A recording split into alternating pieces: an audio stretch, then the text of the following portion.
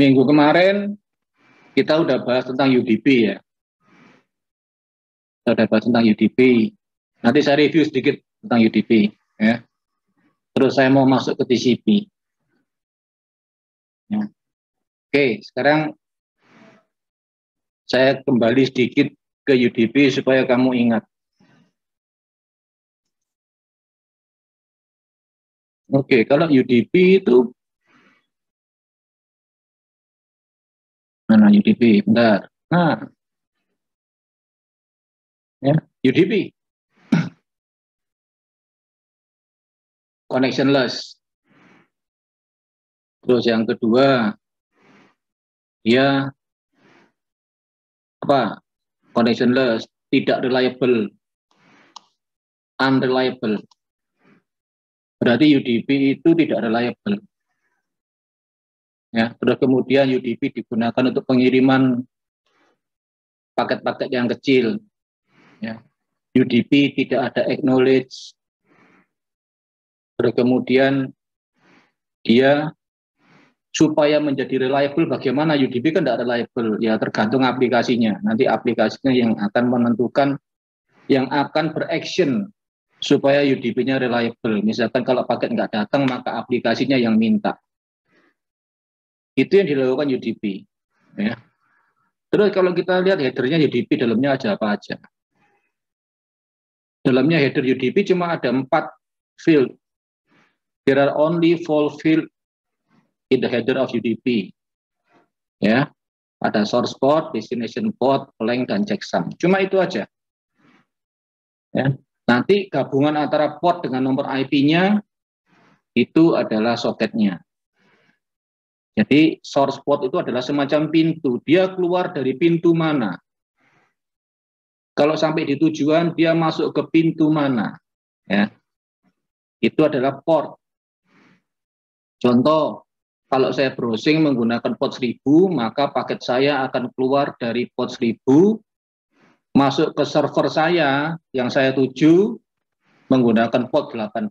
Nah, itu berarti keluarnya dari port 1000, masuknya ke port 80. Itu yang ada di headernya UDP.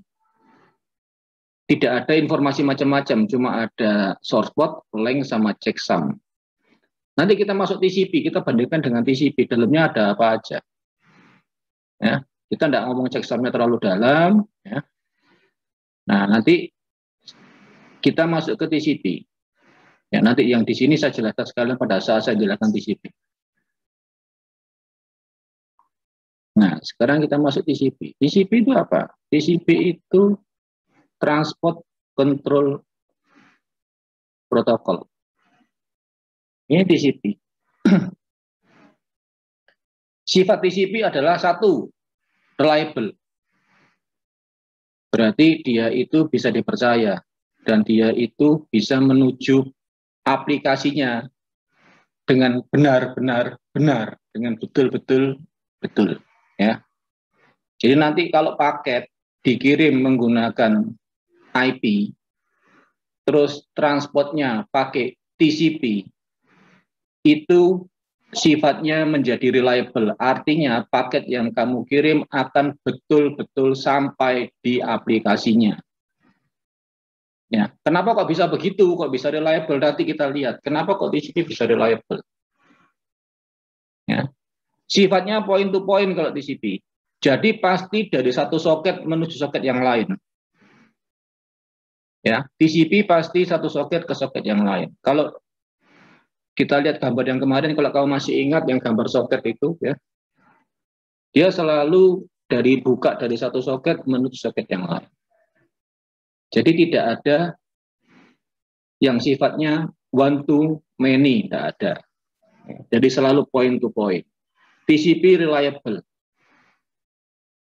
Kemudian TCP membentuk pipelining. Pipelining itu seperti ada pipanya, terus kemudian dari pipa itu dia ngatur apakah nanti data yang lewat sini itu besarnya seberapa. Ya. Nah, itu TCP bisa mengatur itu. TCP pasti connection oriented. Karena kalau connection oriented itu artinya apa? Saya bisa mengirimkan informasi kalau koneksinya sudah terbentuk. Kalau connectionless seperti UDP, artinya UDP itu bisa mengirimkan paketnya, ya. Host yang satu bisa mengirimkan ke host yang lain tanpa harus tahu, tanpa membuat dulu koneksinya itu. Pokoknya saya kirim. Nah, itulah sifat UDP. Sehingga UDP menjadi tidak reliable. Ya, kemarin saya sudah kasih contoh. Untuk kalau kamu mau reliable, pengiriman dari A ke B, ya, analoginya itu kamu telepon orangnya. Nah, kalau kamu telepon kan orangnya sudah pasti terima, karena informasinya sudah pasti kamu sampaikan pada saat teleponnya sudah diangkat. Ya, tapi kalau pakai UDP, contohnya kalau kirim kamu analoginya itu kalau kamu kirim menggunakan WhatsApp atau SMS, kamu nggak tahu dia itu lagi hidup, ya pesawatnya lagi hidup apa tidak, dia kamu nggak tahu. Ya, itu UDP. Ya, terus TCP bisa mengatur flow control. Ya, jadi artinya kalau nanti receivernya itu sibuk atau tidak bisa menangani, maka dia bisa menahan dulu untuk tidak mengirim atau memperkecil dari window size-nya, paketnya diperkecil. Nah, itu seperti itu TCP bisa melakukan itu. Oke, tentu tentang TCP. Nah, sekarang kita masuk ke header-nya TCP. Ya. Kamu lihat header-nya ya.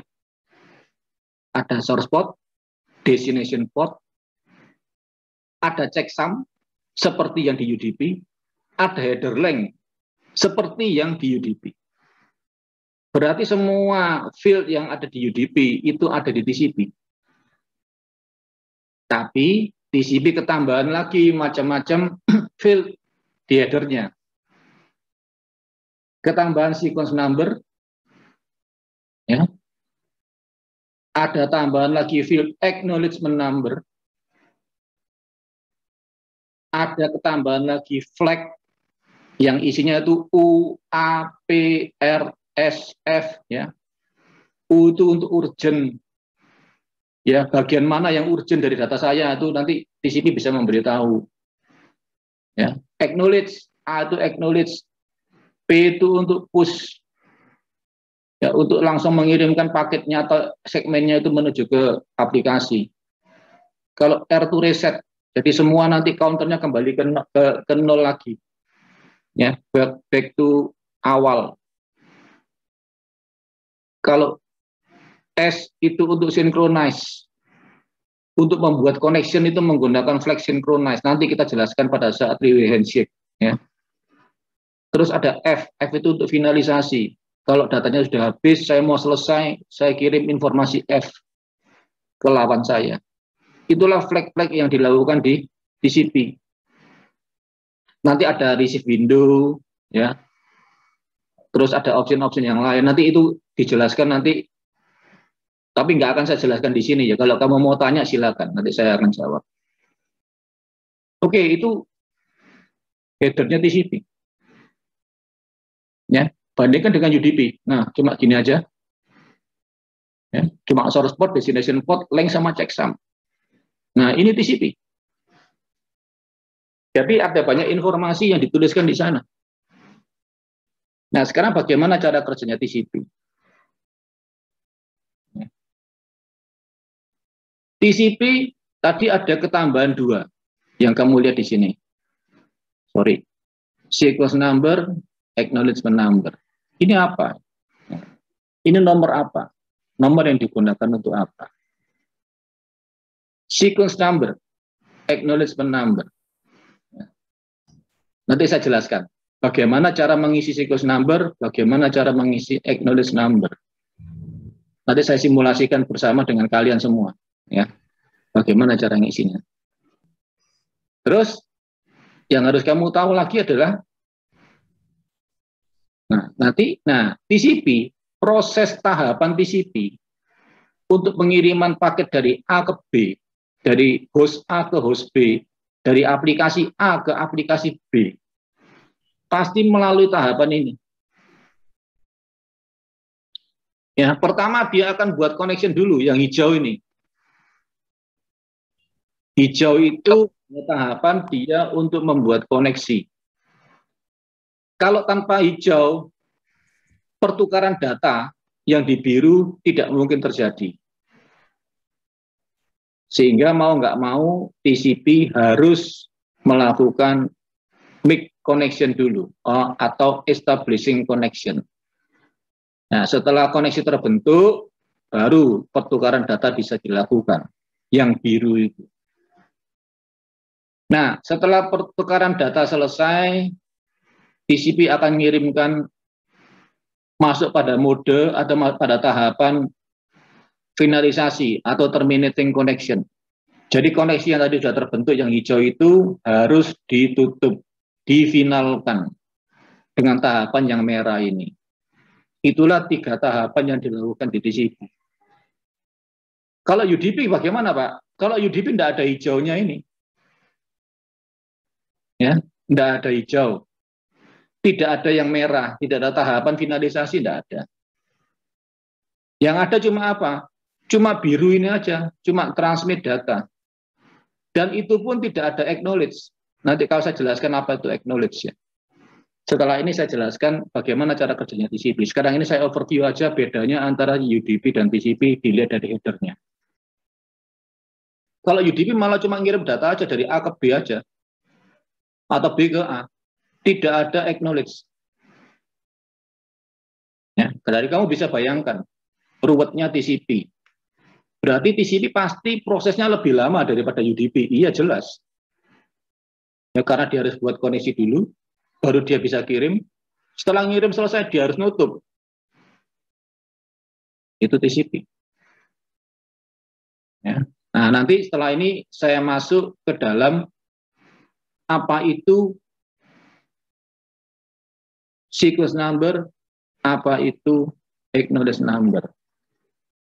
Oke, sekarang yang tadi saya jelaskan itu, apakah ada pertanyaan dulu atau tidak tentang header TCP, sifat-sifat TCP, sifat-sifat UDP. Ini review yang lalu, sekalian saya masuk ke headernya untuk TCP.